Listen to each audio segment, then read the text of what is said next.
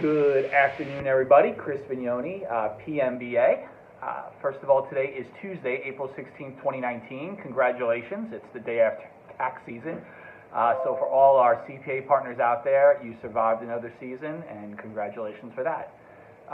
Today, I am going to be talking about Wayfair threshold issues.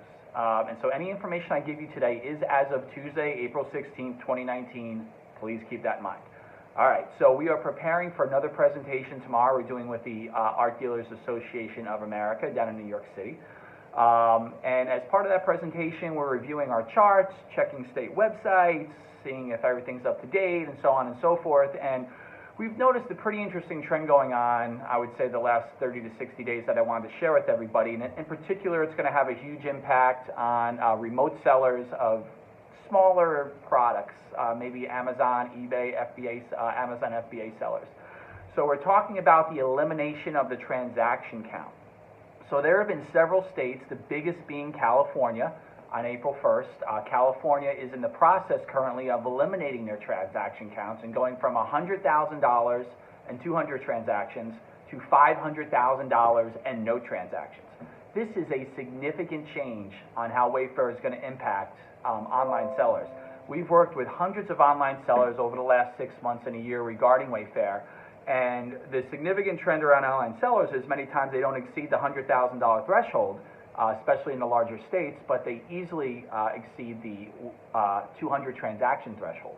So they may have, 3 or 4 or 500 transactions at $5, thousands of transactions at, $5, $10, $20, but they don't hit that $100,000 threshold. So we're seeing a very significant trend with California, state of Washington, several other states.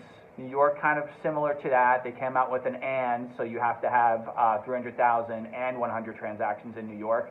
And this is a significant departure from up until a few months ago, 95% of the states were 100,000 or 200 transactions. And it's that or 200 transactions which trapped thousands and thousands of companies to have to be compliant across all 50 states. So where's this trend going? We're not really sure, but it is a trend, and we're recognizing it. And so CPAs, sales tax advisors, our clients, we're being very careful now. And if you're over the dollar threshold, if you're under the dollar threshold, but not over the transaction threshold, let's take a really close look at those states. Let's see if there's any pending legislation. Let's see if there's any pending trend which makes us believe that we would not have to. Now, even if we see pending legislation, we're still going to advise our clients that you really should register, collect, and then we will unregister if you need to.